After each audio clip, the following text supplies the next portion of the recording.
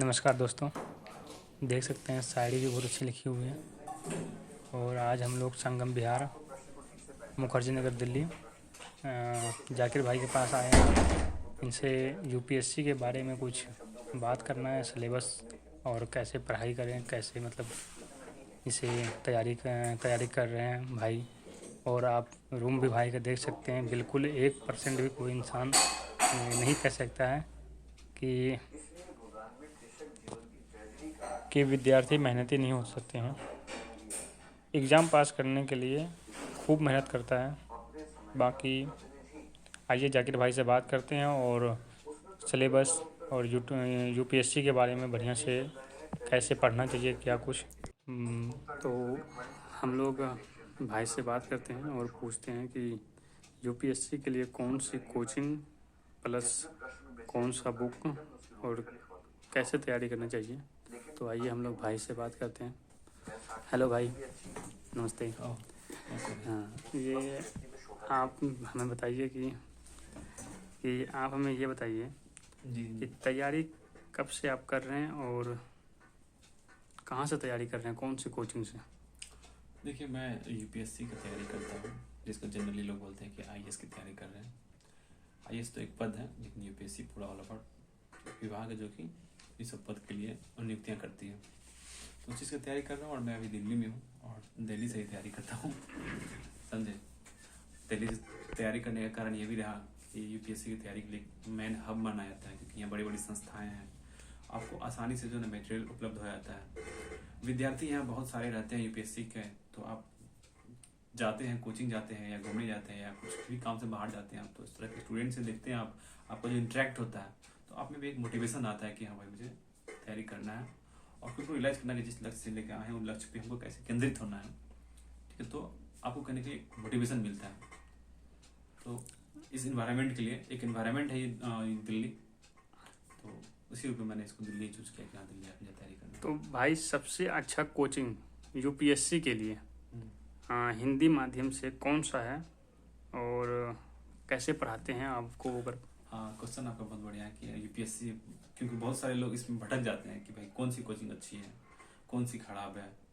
मेरा मानना है कि कोई भी कोचिंग खराब नहीं होता है, कोई भी कोचिंग अपने आप को सर्वश्रेष्ठ नहीं, आपके हिसाब से हिंदी माध्यम का बेस्ट कोचिंग। मैं बता रहा हूँ हिंदी माध्यम में, मैं भी हिंदी माध्यम का ही विद्यार्थी हूँ, तो मैं अच्छी तरह से मैंने देखा है, इस चीज़ को ऑब्जर्व किया है, तो मैं अच्छे से एक्सप्लेन बता देता हूँ कि मुखर्जी नगर में खास करके बात किया जाए तो हिंदी माध्यम की बहुत सारी कोचिंग है। जैसे दृष्टि है जो नंबर 1 पे चलता है, संस्कृति आईएएस है, दीक्षांत आईएएस है, एएलएस है, और उसके बाद आपको इस तरह की बहुत सारी कोचिंग हैं, उजान का आईएएस वगैरह है।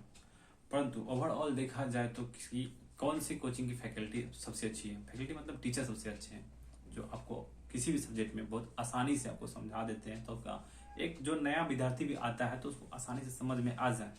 उदाहरण के तौर पर हो, हंसा खेला के हो, इंटरेस्ट जगा जाए। मेन बड़ी बात है पढ़ाई में इंटरेस्ट जगना, तो वो टीचर में होता है कि भाई पढ़ाई में आपको इंटरेस्ट जगा दें ताकि आप चीज़ों को आसानी से कवर कर ले और अपने लक्ष्य को प्राप्ति में जो है ना, आपको किसी तरह की बाधाएं ना है, आप सब्जेक्ट को आसानी से समझ ले और उसको पेपर में एग्जाम के टाइम में उतार लें, वो सबसे बड़ी चीज़ होती है। तो ओवरऑल मेरा जो अनुभव है अभी तक का, दृष्टि कोचिंग सबसे बेहतर है।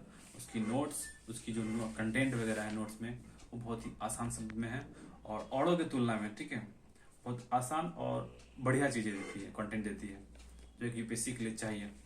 तो ओवरऑल दृष्टि कोचिंग बहुत अच्छी है। तो देख सकते हैं faculty भाई बहुत भी अच्छी अभी है।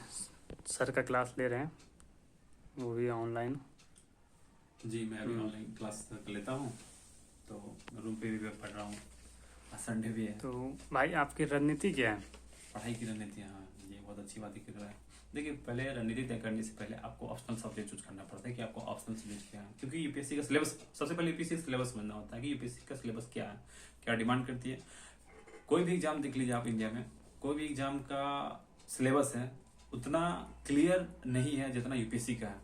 यूपीएससी अपने सिलेबस में सारा चीज का अच्छे से व्याख्यान है, अच्छे से क्लियर दे दिया गया कि ये टॉपिक, ये सब्जेक्ट से ये टॉपिक है, आपको ये तैयारी करना और यहीं से आपको क्वेश्चन पूछा जाएगा। तो सिलेबस रीड करना बहुत ही आसान हो जाता है यूपीएससी का। और जो छोटा छोटा कोई भी एग्जाम चला जाए, ग्रुप डी का चला जाए, एसआई का चला जाए, एसएससी सीजीएल का जाइए, उसका क्या है, एक ओवरऑल दे दिया कि हाँ मैथ, रीजनिंग, ठीक है, जीएस सिर्फ दे दिया। जीएस कहाँ से क्या पूछेगा नहीं, लेकिन यूपीएससी में सारा चीज आपका, अगर जीएस पेपर है तो जीएस 4 का है, 4 का क्या क्या उसका सब्जेक्ट है, क्या क्या टॉपिक है, उसका टॉपिक में भी सब टॉपिक क्या है वो सब क्लियर है। तो यूपीएससी समझना होगा भाई कितना है और कितने मार्क्स का होता है। तो ओवरऑल मैं बता देता हूँ कि 4 जीएस पेपर होता है, एक ऑप्शनल होता है, ठीक है, और क्या होता है, 3 हो गया, और 2 होता है आपको, एक निबंध होता है, और क्या होता है, एक इंग्लिश और हिंदी। 2 पेपर होते हैं जो क्वालिफाइंग होते हैं। जब तक ये इंग्लिश पेपर और हिंदी पेपर आप क्वालिफाइंग पेपर अगर नहीं क्वालिफाई कर पाते हैं, ठीक है, तो आपकी अदर जो कॉपी सब्जेक्ट की कॉपियां हैं वो आपको चेक नहीं होगी। तो ये भी एक मैंडेटरी चीजें है। तो वो बात की बात है, कितना मार्क्स का क्या है वो सब बाद में बताएंगे, लेकिन मैंने ओवरऑल बता दिया आपको कि हाँ 4 जीएस पेपर होता है, जिसमें चौथा तो पेपर ये हम लोग एनसीईआरटी का बहुत नाम सुन रहे हैं कि कैसे पढ़े हैं, कैसे योगदान है इसका यूपीएससी में, और इसका महत्व बताएं आप। हाँ, उनको आपने बहुत अच्छा क्वेश्चन किया कि यूपीएससी में एनसीईआरटी जो बुक होती है उसकी क्या योगदान है एक आईएएस स्टूडेंट के लिए। तैयारी करने से पहले एनसीईआरटी कैसे पढ़े हैं, ठीक है, क्या एनसीईआरटी पढ़े हैं कि नहीं पढ़े, स्किप करते हैं, क्लास का ही नोट पे डिपेंडेंट है। तो मेरा मानना है कि देखिए एनसीईआरटी चीजें आपको जो है ना बहुत ही क्या होता है वाइटल रोल निभाती है आपकी तैयारी के लिए। एक कह रहे हैं ना, जैसे कि आपको घर बनाना, मकान बनाना, जब तो उसकी आधार चीजें न बना ले तो मकान नहीं बन पाता है। तो आधारभूत बनाने में आपको जो है ना बहुत टाइम लगता है और उसको बहुत मजबूती देना होता है। उसकी ही वही नींव ही जो है ना, नींव अगर नींव आपकी मजबूत है तो ऊपर की मंजिल जो खड़ा करने में आपको ज्यादा समय नहीं लगेगा, और उसकी भी टिकाऊ भी उसकी नींव पे ही डिपेंड करती है। सेम उसी तरह एनसीईआरटी है। एनसीईआरटी यूपीएससी के लिए एक नींव की तरह काम करता है। अगर एनसीईआरटी आपको बहुत अच्छे से क्रिस्टल एंड क्लियर रूप से पढ़े हुए हैं, आप समझे हुए उसको, ठीक है, आपने एनसीईआरटी पे अच्छी ढंग से कमांड कर लिया है, तो आगे के जो सब्जेक्ट है यूपीएससी का स्पेशलाइज जो सब्जेक्ट सब है उन सब पढ़ने में आपको दिक्कतें नहीं आएगी। बहुत आसानी तरीके से जो है ना, बहुत आसानी तरह से आप समझ पाएंगे उसको। तो आप ये जैसे कि बहुत सारे स्टूडेंट सपने के मतलब बहुत सारे मतलब सपन नहीं, जैसे कि हम ये बोल रहे थे कि एनसीईआरटी के बारे में और डिटेल से आप बताइए। जी, मैं एनसीईआरटी की डिटेल बताता हूँ कि एनसीईआरटी कब पढ़नी चाहिए और कितना उसका जो है ना इंपॉर्टेंस है यूपीएससी की तरह। मैं कह दिया कि वो एक नींव की तरह काम करता है। जिस तरह के मकान की नींव आपकी जो है ना उसकी मजबूती को निर्धारित करती है, उसी तरह एनसीईआरटी जो है ना आपकी आगे की तैयारी को निर्धारित करती है। आपने अगर एनसीईआरटी कब पढ़ना चाहिए ये भी मैं बताता हूँ कि 12th आपकी जैसे कंप्लीट होती है, अगर आप यूपीएससी का सपना देखते हैं तो 12th के बाद से आपको जो है ना ग्रेजुएशन तक आते आते आपको एनसीईआरटी भी और प्लस ग्रेजुएशन का जो आपका सब्जेक्ट है, ठीक है, वो भी पढ़ते रहना चाहिए। मैं आई थिंक 3 से 4 घंटा आपको एनसीईआरटी में बिताना चाहिए, ठीक है, जिसमें आपको हिस्ट्री, पॉलिटी, ज्योग्राफी, इकोनॉमी, ठीक है, 6 से लेकर 12 तक की एनसीईआरटी बुक पढ़ना है आपको, ठीक। साइंस 11th और 12th ले लीजिए, 6 से लेकर जरूरत नहीं है, 11th और 12th साइंस पढ़ लिए काफ़ी है, समझे। और उसकी रीडिंग करते चलिए। कम से कम मेरा मानना है कि अगर इस 3 साल में अगर हर बुक को 7 बार पढ़ लेते हैं आप, तो आपको ये आईएएस की 50% तैयारी आपने पहले ही कर लिया है, कोचिंग से पहले आपने तैयारी कर लिया है। क्यों? क्योंकि कोई भी टॉपिक है उसको बहुत ही साधारण जो बच्चों को समझाया जाता है, क्योंकि जिसमें हम 6-7 मिनट रहते हैं, 10 मिनट रहते हैं, उसमें हमारी समझने की क्षमता बहुत कम होती है अभी की तुलना में, ठीक है। तो अब जब वो पढ़िएगा आप, तो इतनी साधारणता से समझाई गई है कि आप बहुत ही आसानी से उसको समझ लीजिएगा। उसको जो है ना आप पेपर में भी क्वेश्चन आंसर राइटिंग के रूप में आप उसको उतार लीजिएगा। तो इंपॉर्टेंट है कि आप 7 बार रीडिंग कीजिए। आप एक सब्जेक्ट उठाइए, 6 से लेकर 12 उसको कंप्लीट कीजिए, उसको फिर दूसरा सब्जेक्ट उठाइए, फिर 6 से लेकर 12 कंप्लीट कीजिए। साथ साथ रीडिंग के साथ साथ जो है ना आप टिक लगाते चलिए कितना बार पढ़ रहे हैं। पेपर के कोना में ऐसे ऐसे ऐसे रीडिंग टिक मारते रहिए कितना बार। इससे क्या होगा, आपको समझ में आएगा मैंने इतना बार पढ़ा है। 3 बार मैंने कई बुक ऐसा पढ़ा है जिसमें मैं दिखा सकता हूँ कि जैसे मैं क्वालिटी लिया हूँ, ठीक है। देखिए मैं उदाहरण के तौर पे जब तक हम लोग देखिए मैं देखिए राष्ट्रपति से ये एम लक्ष्मीकांत बुक है, ठीक है। ये आपको एनसीईआरटी पढ़ने के बाद ये बुक पढ़ेंगे तो बहुत आपको आसान लगेगा, नहीं पहले भी पढ़ेंगे तो बहुत आपको डिफिकल्ट लगेगा। इसलिए मैं कह रहा हूँ कि एनसीईआरटी बहुत पढ़ना चाहिए पहले। 1, 2, 3, 4, 5, 6 और 7 बार मैंने राष्ट्रपति का ये लक्ष्मीकांत बुक पढ़ा। आप कहीं भी देख लीजिए, मैं हर सब्जेक्ट में जो है ना मैं यहाँ पे टिक लगा के रखता हूँ, और जो भी कुछ समझ में आता है नोट पे देखिए यहाँ भी मैंने लिख पढ़ा है। जो भी समझ में आता है एक्स्ट्रा चीज ऐड करना तो फिर पेपर में आप ऐड कर सकते हैं इसको। केंद्रीय मंत्रिपरिषद उसको देखिए 1, 2, 3, 4, 5 बार मैंने पढ़ा है। तो टॉपिक वाइज ही पढ़ना है, ऐसे ही पढ़ना है, ठीक है। जो अच्छा लगे, जो एक्स्ट्रा चीज ऐड करना है आपको, जो समझ में आता है, जहाँ डाउटेड क्वेश्चन सब है वो सब खाली जगह पे पढ़ सकते हैं आप। ये सब बहुत फायदा होता है। कुछ एक्स्ट्रा है तो यहाँ पे आप ऐड कर सकते हैं।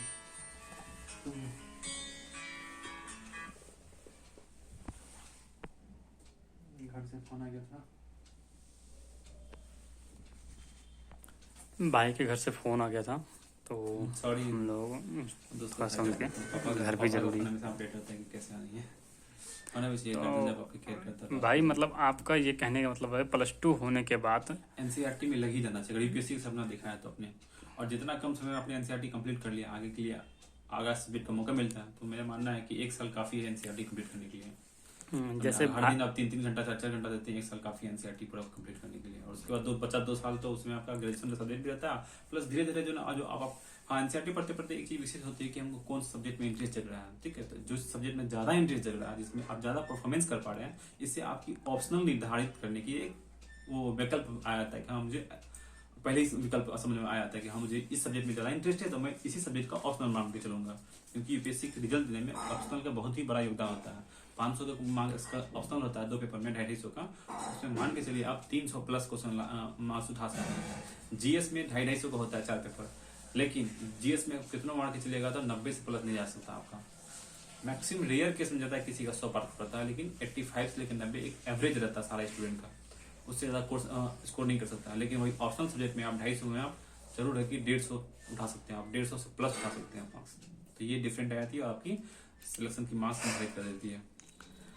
तो भाई हमारा क्वेश्चन ये है कि लाखों बच्चे यूपीएससी का सपना लेके दिल्ली मुखर्जी नगर आते हैं, तो आप उसका मतलब कैसे वो शुरुआत करें और कैसा मतलब हाँ मतलब समझ में आ गया कि कोई भी नया यूपीएससी का एस्पायरेंट है, विद्यार्थी है, स्टूडेंट है, तो उसको यूपीएससी की तैयारी किस तरह से करनी चाहिए, कहाँ रख के तैयारी करनी चाहिए। देखिए मेरा मानना है कि पहले से ये बताया कि जो भी यूपीएससी एस्पायरेंट है उसका एनसीईआरटी तो तय करना चाहिए। इंटर के बाद से उसमें यूपीएससी में लग जाना चाहिए। ग्रेजुएशन के बाद करते हैं तो बहुत टाइम भी जाता है, आपका एज भी निकल जाता है, फिर धीरे धीरे आप डिमोटिवेट होते रहते हैं। तो 12th की और ग्रेजुएशन के टाइम में बहुत ऊर्जावान रहता है विद्यार्थी, तो उसमें किसी भी अपने लक्ष्य को लेकर चलते रहे वो, ठीक है, तो उसको कहता है लक्ष्य पाने का बहुत आसान उसके लिए हो जाता है, उसको मोटिवेशन और स्ट्रॉन्ग रहता है, डिमोटिवेट नहीं होता। तो मेरा मानना है एनसीईआरटी अपने घर पे रह कहीं से तैयारी कर लिया, उसके बाद जो है ना कोचिंग दिल्ली जो आर्थिक रूप से सक्षम है तो वो दिल्ली आ जाए, नहीं तो अभी एक अच्छा सा चीज है कि भाई हम लोग अभी इस युग में इंटरनेट की सुविधा है, ऑनलाइन भी कोर्स कर सकता है। ऑनलाइन में सेम चीज वीडियो पेन ड्राइव के रूप में आया था, लैपटॉप है, मोबाइल है या टैब है, ठीक है, इसमें आप लगा के और वीडियो देख सकते हैं, अपनी कोर्स को जो है ना कंप्लीट कर सकते हैं। और एग्जाम के समय फॉर्म भर के एग्जाम दे सकते हैं आप, आंसर राइटिंग वगैरह सब, मॉक टेस्ट वगैरह सब देते रहिए आप बीच बीच में, समझे। हाँ दिल्ली जो आता है मैं उसके लिए बता रहा हूँ कि दिल्ली आना देखिए सब तो नहीं आ सकता है, चाह के भी लोग नहीं आ सकता, क्योंकि ग्रामीण क्षेत्र खास करके बात करें तो वहाँ आर्थिक रूप से बहुत कमजोर लोग होते हैं, आर्थिक स्थिति उसकी बहुत मजबूत न होने के कारण पढ़ाई में उसके लक्ष्य पाने में बहुत बाधा उत्पन्न आती है। तो उसके लिए वैकल्पिक साधन ये है कि वो ऑनलाइन कोर्स परचेज कर ले कोई भी कोचिंग का, और वहाँ कंप्लीट कर कोर्स घर पे कंप्लीट कर ले, वहाँ पैसा कम लगेगा घर पे। दिल्ली जब आता है तो दिल्ली में देखिए खर्चा ये पड़ जाता है कि मान के चलिए 4,000 तक कम से कम एवरेज में मान के लिए रूम का लग जाएगा, 3,000 खाना पीना, 7,000, 3,000 रुपये मान के लिए इधर उधर, तो मान के 8-10 हज़ार रुपया उसका महीना खर्च हो जाता है। कोचिंग निर्धारित करे अपना, कौन सा कोचिंग पकड़े, अपना कोचिंग क्लास करे, अपना रूम पे आकर डिसिप्लिन तरीका से पढ़ाई को कंप्लीट करे, जो भी टास्क क्लास से पढ़ के आए उसको घर पे आकर रिवीजन करे, उसको नोट्स बनाए अपना, धीरे धीरे ब्रीफ नोट्स, ऐसा नहीं कि पूरा सिम को बताना, एक पेज है तो 3 लाइन बना देना। देख सकते हैं भाई का यहाँ भी नोट्स हैं, बहुत सारे नोट्स मैंने बनाया है, इधर पीछे भी है, तो वाकई भाई ठीक बोल रहे हैं। और ये अभी और भी दिखा रहे हैं जो अभी क्लास किया था, तो भाई वो नोट्स रहने दीजिए, फिलहाल तो हम ये बात कर रहे हैं कि तो सिलेबस क्या होता है। अच्छा यूपीएससी का सिलेबस, तो ये देख सकते हैं सिलेबस है, उसका बुक वगैरह, उसका सोर्स वगैरह सब है कि हाँ कैसे तैयारी करना है। यूपीएससी का सिलेबस है और बुक का ये देखिए, आप उसको फोटो पीडीएफ फॉर्म में आप दे दीजिएगा, ठीक है। अब ये स्क्रीनशॉट ले लीजिएगा तो आपको ये यूपीएससी का सिलेबस है, ठीक है, और बाकी बुक लिस्ट है। दूसरा है कि देखिए मैंने कैसे शॉर्ट नोट्स बनाए कोई भी चीज़ का, इस फॉर्म में बनाया कीजिए शॉर्ट नोट्स, पूरा चीज़ों को नहीं उतारना है, समझे। कोई भी चीज़ है बहुत शॉर्ट फॉर्म में उतारिए आप, फैक्चुअल पीटी के लायक हो या आपका पॉइंट में आया तो मेंस में भी आपका काम है। अस्थायी बंदोबस्त ज़्यादा कुछ नहीं देना, देखिए अस्थायी बंदोबस्त मैंने कैसे कर लिया है, अस्थायी बंदोबस्त रेत व्यवस्था करता हूँ, ठीक है। क्षेत्र में देखिए कितना % था, कौन गवर्नर था, कहाँ का क्षेत्र बंगाल था, अस्थायी बंदोबस्त का जमींदारों को भूमि के स्वामित्व था, ठीक है। कौन लागू किया था अस्थायी बंदोबस्त तो करनवालिस था, रैयतवाड़ी से थॉमस मुनरो है, क्षेत्र मुंबई मद्रास था, कितना % टैक्स था, ये सब चीज़ें था, ओवरऑल चीज़ें देख लीजिए। ये देखिए मैंने किस फॉर्म में एक तक ये भी है कि भाई कोई यूरोपियन आए तो कैसे कैसे हैं, एक चार्ट रूप में आप पैराग्राफ रूप में आप तैयार कर सकते हैं अपने नोट्स को। और ये चीज़ें हैं तो ये पूरा कॉपी को तैयार नहीं करना है, पूरा कॉपी जैसे भाई बहुत सारे बच्चे दिल्ली नहीं आ पाते हैं, तो जैसे आप अभी कहा कि आप ऐसे ऑनलाइन थ्रू से पढ़ाई कर सकते हैं, तो इनका मतलब क्या चीज़ें फेस वाश और कुछ, तो आप वीडियो में बता सकते हैं। ऑनलाइन तैयारी करने में कोई बाधा नहीं आती है। बाधा है कि आप कितना रोज मेंटल प्रिपेयर हो सकते हैं, होता है ना। मैंने क्या बोला फर्स्ट टाइम में मैं दिल्ली आने का मेरा कारण था कि एनवायरनमेंट मिल गया, एनवायरनमेंट मिलता है तो कितना लोगों से इंटरेक्ट होते हैं, तो आप ऊर्जावान रहते हैं कि भाई इतना कंपटीशन देखते हैं कि इतनी भीड़ आ गई, तो भीड़ से कैसे निकलना है, क्योंकि सीट तो लिमिट रहती है। साल भर में 800 सीट आती है, उसमें फॉर्म भरा था 6-6.5 लाख भरा था, और सिलेक्शन होना है 800 का ही। 6 लाख में 800 सिलेक्शन होना, 800 में आपका रैंक क्या आता है वो आपकी तैयारी पे डिपेंड करती है। तो 6 लाख को पीछे करके, ठीक है, 5,99,200 का पीछे करके आप 800 में आते हैं आप, तो आपकी रणनीति तैयार करती है, आपकी मेंटल प्रिपरेशन तैयार करती है, आप किस में तैयार कर रहे हैं, आपका क्या परफॉर्मेंस है आपका, उसके आधार पर आपका सिलेक्शन तय होता है। तो मैं बात कर रहा था कि दिल्ली है कि बेहतर है, ठीक है, दोनों जगह सेम चीज़ है, डिपेंड आप पे है कि आप कहाँ पे अपने आप को केंद्रित कर पाते हैं। फोकस होकर आपका गाँव में रह के तैयारी कर लेते हैं ऑनलाइन, बिल्कुल सिलेक्शन आपका तय है।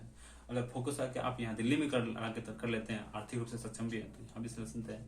कितना लोग देखा जाए, मैक्सिमम लोग आते हैं दिल्ली लेकिन भटक जाते हैं रास्ता से, यहाँ की चौकाचौंध देख के, यहाँ की खूबसूरती, माहौल, घूमना फिरना, तो लोग इन्वॉल्व है तो अपने लक्ष्य से भटक जाते हैं लोग अक्सर, तो सिलेक्शन उनका जाहिर सी बात नहीं होगा। जो लोग आते हैं अपने आप को 4 कमरा में बंद करके केंद्रित होकर पढ़ाई करते हैं, अपना लक्ष्य को जो है ना फोकस करते हैं, तो वो लोग सफलता बहुत कम समय में पा लेते हैं।